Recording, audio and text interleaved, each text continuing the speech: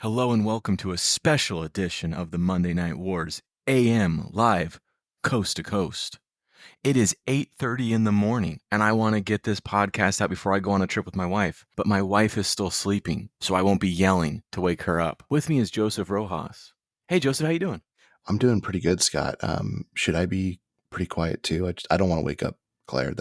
I don't want to be the reason she's awake. I think that's advisable. Because we do not want her joining the podcast. Yeah, so I'm going to kind of would keep it in get this wild. range. I like it because this is very much like our morning NPR voices.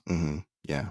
This is good. This Yeah. is good. Today we're going to talk about the crisis in the Belgian Congo. And I'm not going to lie, I do not have notes prepared for this. you don't have notes prepared for the Belgian Congo? No. Do we have another topic we can go over? I mean, I guess we could talk about Raw and Nitro April 1st, 1996. I do actually have notes for that. I almost got excited, but I'm keeping it down to make sure we don't wake up your wife. I appreciate that. Well, let's get into it because it is April 1st, 1996, and we are live with WCW Nitro at the CSU Convention Center in Cleveland, Ohio. I assume the C in CSU Convention Center stands for Cleveland.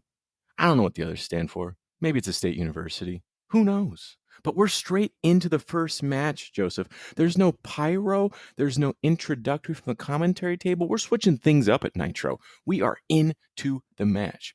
This is the Giant versus Sting. What? We're told this was supposed to be a tag team match against the Harlem Heat. But Jimmy paid the Harlem Heat to forfeit the match. Did he pay the Giant to turn heel again too?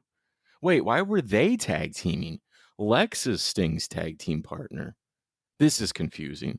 Anyways, Giant is an unstoppable force again. Because remember, he was an unstoppable force, and then Hogan kind of beat him, and he stopped kind of being an unstoppable force. Well, we're back again. He's an unstoppable force again. Sting's got nothing on him. Luger comes out to help Sting, but that results in the DQ. Giant defeats Sting by DQ, 3-minute match. Joseph, what do you make of this one? You know, I'm glad that you understood what was happening at the finish because I genuinely had no idea. Voice, I love it. I'm sorry. I told you that I was not going to wake up your wife, and I'm committed to this. I love it, man. You're not breaking character for nothing. You're not breaking character till the DVD commentary. This isn't character, Scott. There is a woman in your home who you are in love with and married to, and she's sleeping, and I am not going to get Hurricane Claired. Okay, it's not going to happen. That's good. That's good. So that being said, I do got to talk about Sting's neon green and black outfit. It gets an A for me. It's phenomenal. But I have no idea what's going on in this match. Therefore, the match itself gets a C- because it's completely convoluted. Yeah, you're right. It doesn't make sense. And then after the match, we see Jimmy paying off the Harlem Heat. So there's proof that this happened. But why? I mean, I guess not Sting. Giant has left Jimmy Hart. Last we saw Giant, he had left Jimmy Hart. It seemed like he was making a face turn. Clearly, Jimmy doesn't want that to happen. I guess I get that angle, but why is Giant seemingly in on it? I thought he was a babyface now, but he's a heel. I guess money solves all problems. After Jimmy's payoff, though, we finally go to the commentary table to get the card for the night. We got Ric Flair versus Lex Luger for the WCW World Heavyweight title, which I'm sure you're not thrilled about because you just told us you don't like the heavyweight championship being defended every week on Nitro. Well, you're getting it again. We get a triangle tag team match with the Steiner brothers, the Road Warriors, and the Nasty Boys. We'll see how that goes. And then we got Hulk Hogan and the Booty Man. But they're against Arn and Kevin Sullivan, the Taskmaster. And we like Arn. And Kevin Sullivan's been growing on us, those in-ring abilities. They're not too shabby. But let's get straight into it because we got our triangle tag team match. We got the Steiners. We got the Nasty Boys. We got the Road Warriors. Really of note, because I think it's a pretty straightforward match. I think it's a pretty good match. But of note, Public Enemy comes out because they're feuding with the Nasty Boys. They come out and they attack Brian Knobbs. Johnny Grudge is dressed like Brian, and he rolls into the ring and plays possum so to be pinned by Scott Steiner and lose it for the Nasty Boys. The Steiners defeat the Nasty Boys and the Road Warriors via pinfall, 15-minute match. What'd you think of this one, Joseph? Scott, you know me, and you know that I'm not a fan of really the Nasty Boys or Public Enemy. Every damn time. Just every time you come in with that voice. I don't understand what you're laughing about. We're trying to be professional right now, Scott. It's just very NPR. I just feel like you're about to tell me something real heavy. But go ahead, please go ahead. This is incredibly heavy. I mean, these dudes are. We have deceit and potential slander, maybe even libel on our hands with what's going on in this match. I will say the end of this match is surprisingly creative. As much as I don't like some of the competitors in this and the people who interfere, I found myself enjoying the ending of this. So I'm going to give this a B-. Yeah, I liked it too. I thought it was a good continuation of the Nasty Boys Public Enemy rivalry, which you and I haven't been a real fan of. It just seems to be an excuse to have hardcore matches, which is fine. We like hardcore matches, but we don't really like the two teams because they're not great wrestlers. But I thought that this trick that Public Enemy plays on the Nasty Boys was really interesting and fun and actually made me kind of interested in the rivalry. They did something, man. They did something. And now I'm excited to see more, as much as it hurts me to say that. After the match, though, we get a WCW Saturday Night Hype video. TV champ Lex Luger is defending against the Giant because apparently we only defend the TV title on Saturday nights. Randy Savage is up against Scott Norton. We like Randy Savage. We like Scott Norton. Saturday night's sounding pretty good. And Ric Flair is wrestling against the Booty Man. That shit's got to stop. I don't want to see any more Booty Man. How about you, Joseph? I definitely don't want to see any more Booty Man, but I think you're going to be surprised to find out that we're going to see more next. What a segue. Because you're right. Up next is Hulk Hogan and the Booty Man with the Booty Babe versus Arn Anderson and Kevin Sullivan. Of note, during the match, Bobby Heenan tells us he is retiring tonight. This is his last Nitro. That's sad. We love Bobby. This is very upsetting to hear. Arn and Kevin are good in the match, at least. It ultimately ends with Woman and the Booty Babe Kimberly throwing their heels to their respective teams. And I don't mean the wrestlers, ladies and gentlemen. I mean their heel shoes, their stilettos. Hogan manages to strike first. He nails Kevin Sullivan with the heel. They get the win. 7 minutes, 43 seconds. Tell me how much you didn't like this match, Joseph. I gave this match a D, Scott. I was not a fan of this match. As you noted, Bobby the Brain Heenan says that he's retiring. And I got to say, the timing of this announcement is a bit suspect given the date. What do you mean? I'm just saying, Bobby seems like somebody who could try to pull one over on you. A fast one, if you will. The fast one, if you will, at the end. Oh, I got to completely respect you just staying in character this whole time. It's impressive. This is Academy Award work. You could be a Slammy nominated podcaster for this. I would be honored to have a Slammy. That being said, the finish is supposed to be that the heroes outsmart the villains by out-cheating them. And honestly, unless you're Eddie Guerrero, that really doesn't work. Well, that's not true. Shawn Michaels did it once a long time after this, but we're not there yet, Scott. This was a waste of time. Well, that's a point. That's a good point you make. That works in certain situations, right? It works when you're kind of an anti-hero or that sort of thing, which I think at the time you're talking, Sean, is kind of the anti-hero character. Hulk Hogan is not an anti-hero. The Booty Man is not an anti-hero. These guys are just 1980s comic book superhero good guy kind of people, right? That's the characters they portray. So it doesn't really make sense. As I've been saying for weeks now, Hogan's doing a lot of stuff that like heels would do. And it's weird to me that he still thinks he's this clean cut, eat your vegetables, say your prayers good guy. This is not what good guys do. Yeah, I know they've been beating you with the heels, with the shoes. That's how they've been getting you. But like the good guy doesn't fight fire with fire like that. He doesn't cheat the cheaters. He finds a good guy way to beat them. And we might be getting that good guy way to beat them, Joseph, because after the match, Mean Gene interviews Hogan, the Booty Man, and Kimberly. And the Booty Man tells us he has a secret weapon to defeat their enemies once and for all. Hogan's so excited. He wants the Booty Man to tell everyone tonight, but Booty Man says, no. We're saving it for next week. Whoa. I can't wait to watch. The Booty Man also kisses Kimberly again, and I don't like it. What'd you think about this? I gave this an F for fuck. I hate this segment. Go ahead. Just why?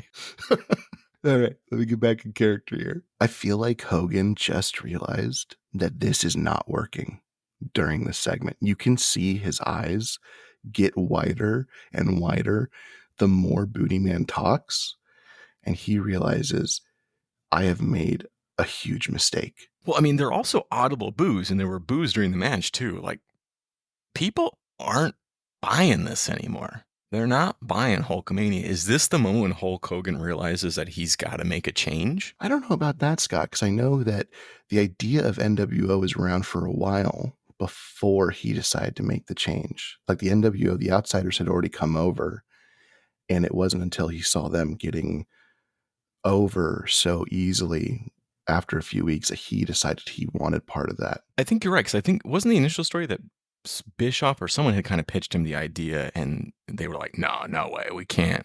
This is his character. Like, this is his brand. We can't mess with that brand. And then later, once he realized that this was going to be big, and he wanted to be a part of it. According to everything I've read, it seems that he was initially pitched the idea. He declined it, like you said. The idea was then given to Sting, who had accepted the role.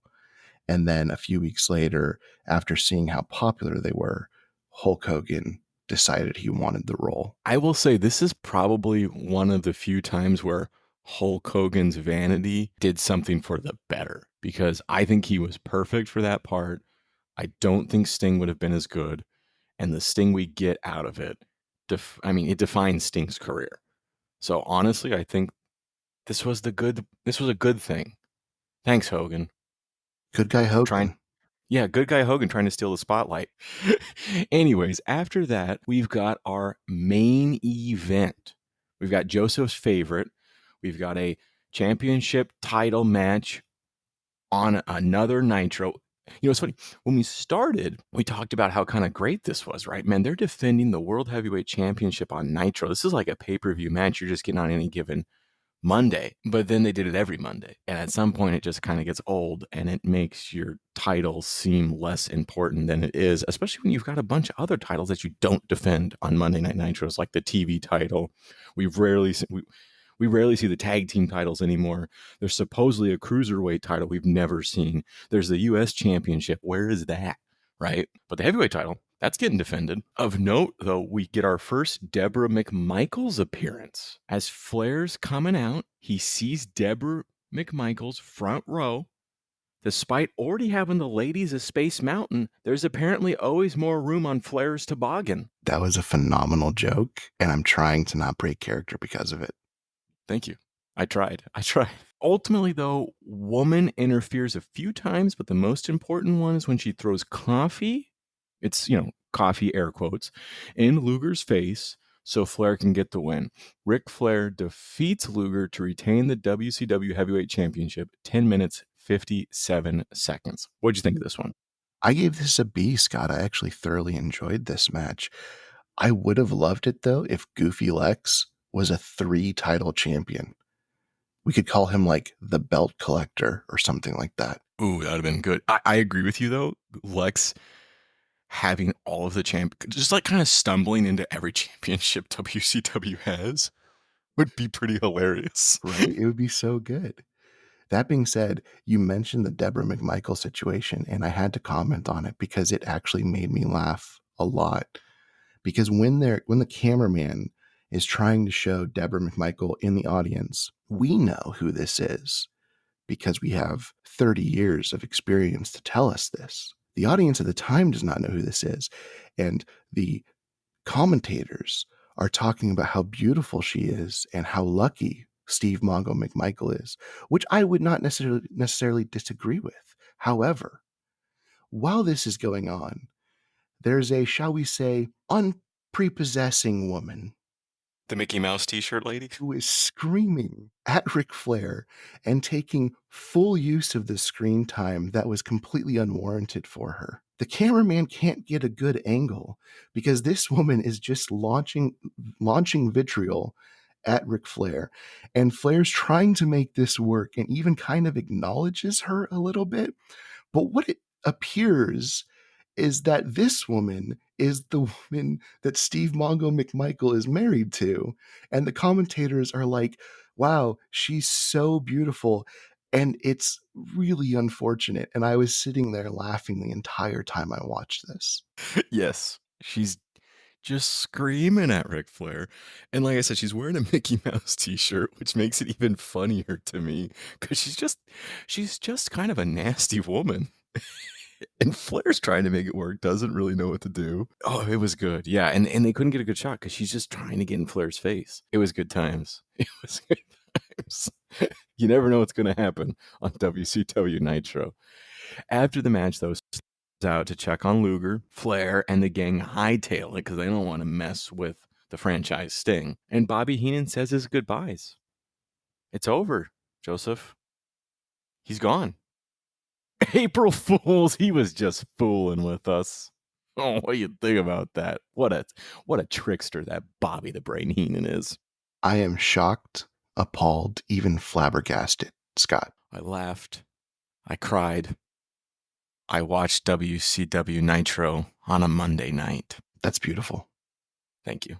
I'm pausing for our station identification on our NPR affiliate. Well, I'm going to take the use of this time to go over the fact that I actually have some updates as we transition over to WWF Raw. And we're back.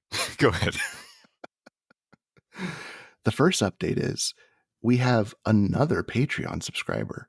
We never shouted out the first one, but I will shout them both out right here. Matthew Hresh and Jonathan Garcia. We appreciate you subscribing to our Patreon. And if you subscribe to our Patreon, you'll get every pay-per-view, just like WCW Uncensored 1996 that we just covered, or WWF WrestleMania 12 that we just covered, as well as every other pay-per-view between WCW and WWF during this era. Now we've just fully become an NPR affiliate. You just did the viewers like you segment. You know you love it, Scott. Thanks to viewers like you. All right. I'm going to move on before you just completely go all in on this, which you already basically have. Let's move to Raw. Let's just change the channel. Let's get to Raw. Again, April 1st, 1996. We're at the Orange Pavilion in San Bernardino, California. It's the night after WrestleMania. We get a highlight reel from all the exciting events. It's pretty spectacular. Don't you think, Joseph? It's phenomenal, Scott. And if you want to know how WrestleMania went, as Joseph said, subscribe to our Patreon and you can hear all about it. But tonight is actually a pretty exciting night for Raw, too, because we have a couple of big debuts. The first up is we finally get Mankind. They've been hyping Mankind for weeks, months even. We got him now. And it is good. Mankind versus Bob Holly. Mick Foley is already there. This character is already fully formed. It is great. He wins via the mandible claw. He's already got his signature finisher. Bob Holly sells the shit out of it. Dude must have had some Alka-Seltzer in his mouth or something because he's foaming as he's getting the mandible. Mankind also starts ripping out his own hair, which is great, but also, Mick, you've lost enough. You don't need to lose your hair, too. What did you think about this one? I gave this an A, Scott. This is a phenomenal debut. You know, nowadays, the post-Raw, or post-WrestleMania Raw, rather, is kind of known as usually the best Raw of the year. It's usually a time when they do a lot of resets. There's usually fun debuts, returns. It's usually a pretty big event. I don't know if that was the case necessarily at this time, but this is a big debut. And as you said earlier, a very fun start to Raw, which will end up kind of being a very good show in general. Presentation is key in a character like this, and Mick Foley and WWF crush it. From the entrance to the mandible claw, like you mentioned, to when he wins, the soothing music to kind of calm him down, him ripping out his hair, everything. On top of that, Bob Holly is kind of the perfect jobber for this. He looks like a legitimate wrestler, but he just hasn't won a lot yet. So he does great in-ring work, and he doesn't look like Joe Schmo off the street. This guy looks like he's supposed to be here. So him taking the loss really works to help elevate Mankind. You might even say it's a real spark plug for Mick Foley's career in the WWF. I don't understand that, Scott. Because it's spark plug Bob Holly. That just doesn't make sense. Well, all right, let's move on then. Let's move on. Mark Marrow is here. Mark Marrow is making his debut. He technically made his debut at the WrestleMania. Hunter Hearst Helmsley had a match. Sable came out with him. He lost the match to Ultimate Warrior. It was a squash match. Poor Hunter. On the way back, they bump into Mark Marrow, who's given an interview, and he and Hunter Hearst Helmsley, they have a bit of a fight. So we got a feud. But Mark Marrow isn't wrestling Hunter Hearst Helmsley tonight. Why would he? We just have a rivalry between the two. He's wrestling Isaac Yankem DDS. Of note in this match, Hunter Hearst Helmsley does make an appearance. He shows up at ringside and he starts putting the moves on Sable. That throws Mark Marrow off his game. It's not looking good for him, but the wild man comes back to win it. Sable tells Hunter thanks but no thanks and gives him a slap to the face, and Mark Marrow carries off the love of his life in celebration. What a beautiful debut, Joseph. I gave this a C, Scott. It wasn't the greatest thing we've ever seen, but it wasn't bad by any stretch.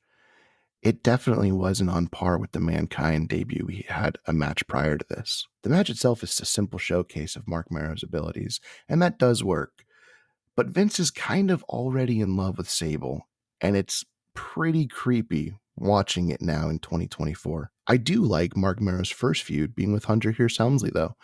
I think it's a capable heel for him to wrestle. They're both good wrestlers, and it should work out for both men. Does amuse me, though, that one of the reasons Mark Marrow, Johnny B. Bad, left WCW is because he didn't want to be in this feud over Kimberly, and he moves to WWF, and now he's in a feud over his own wife, Sable, which I think he is okay with. He didn't want to be in a feud over someone else's wife. He felt uncomfortable about that. Correct. But still, kind of ironic. After that, though, we got Skip, we got Zip, we got the Body Donnas, the tag team champions, mind you. They won at the pre-show for WrestleMania. If you recall, Billy Gunn injured his neck, I think it was, and he is out.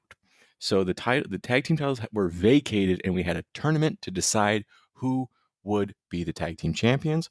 The Body Donnas defeated the Godwins at the pre-show for WrestleMania, and they're now the champs. And they're going up against Aldo Montoya and Barry Horowitz, the famous and well-known tag team of Aldo Montoya and Barry Horowitz. As you can guess, the Body Donnas win. They hit him with a Rana and a leg drop, and it was over. Joseph, what do you think of this one? I gave this a C, Scott, and I've been saying for weeks that Aldo Montoya is better as Aldo Rain because it's a better name. And now he's tagging with Barry Horowitz, and their tag team should be the Inglorious Bastards.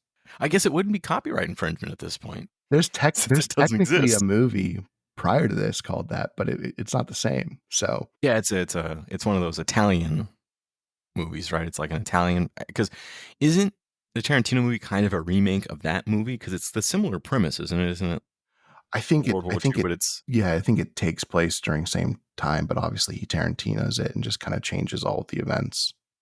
Yeah, because Tarantino's a big fan of those kind of movies. But yeah, I think it was like an Italian spaghetti war movie or whatever they call them. They call them spaghetti westerns. I don't know what they call an Italian war movie. Spaghetti war movie? I don't know. But that's a spicy meatball there, Joseph. But my only note for this match is that Pervy Jerry has arrived, and he is all about Sonny, and it's really disgusting. With that voice. It's just, I feel so, like, this is just so serious now. I mean, I guess it is serious. I mean, sexism is a serious issue. Misogyny is a serious issue. But when you say it like that, I can't take you seriously. Even though you're using your serious voice. That sounds like a you problem, Scott. Because you ain't stopping. You ain't stopping for no one. After the match, though, we have McMahon, Vinny K, McMac. What is Shawn Michaels calling it you like? The Vin Man. The Vin Man. We got the Vin Man. We've got the new WWF champion, Shawn Michaels. He says last night was the greatest moment of his life. He thanks the Click because that's now what he's calling his fans. We're trying to make that work. He says he's got nothing but respect for Bret Hart. A good guy, Shawn Michaels.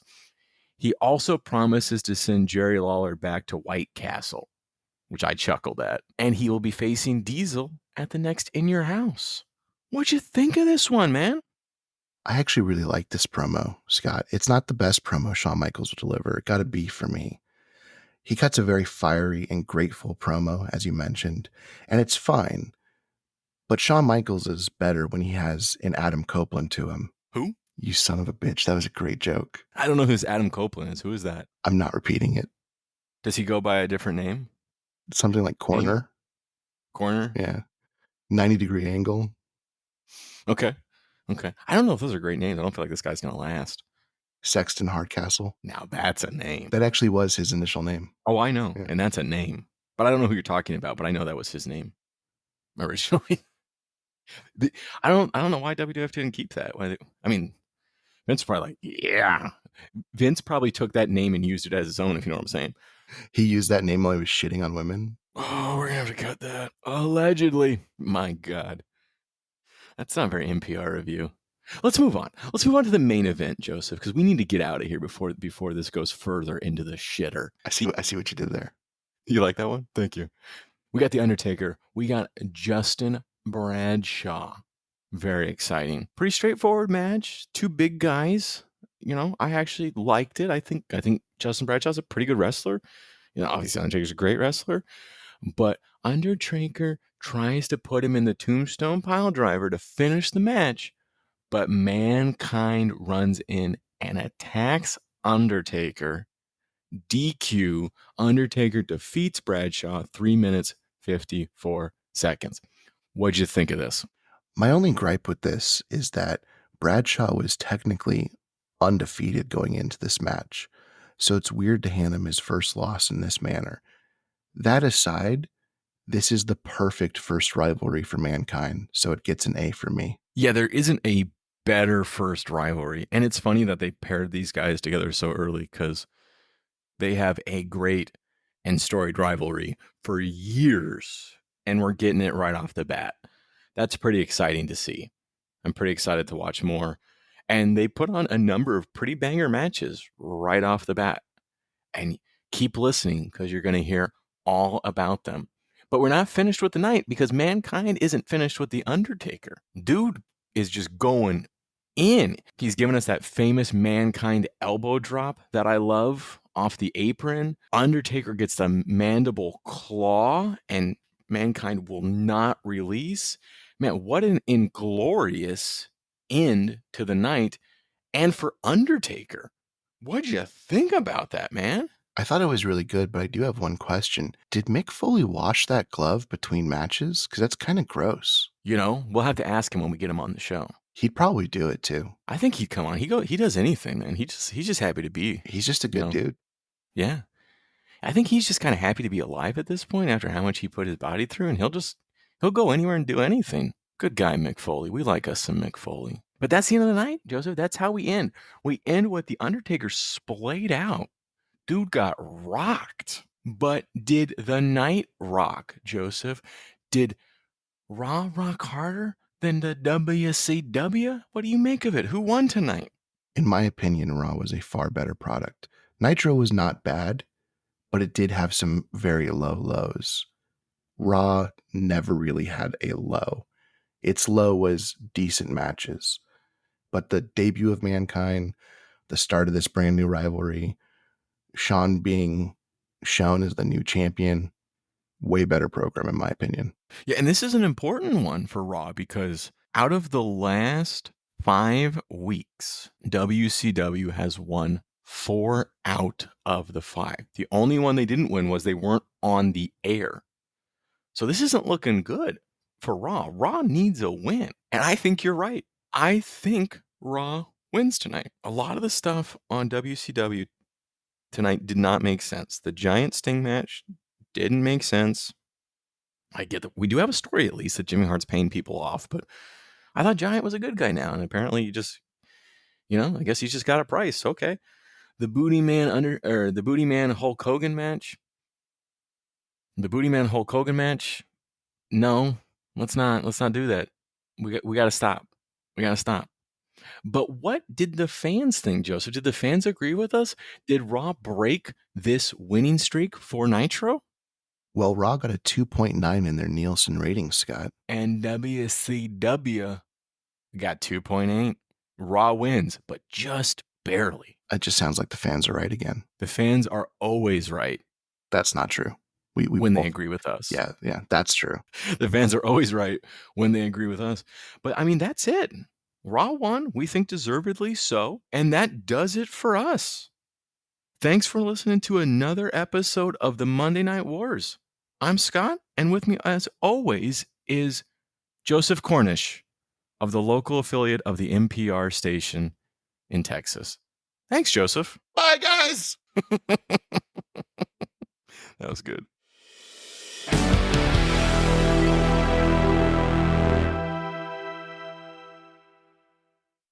Hey everybody, it's Joseph, and guess what?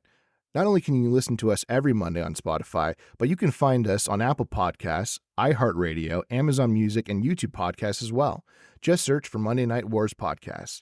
If you want to reach out to us, you can find us on Twitter at MON Night Wars Pod, on Instagram at Monday Night Wars Podcast, or just email us at mnwpodcast@gmail.com.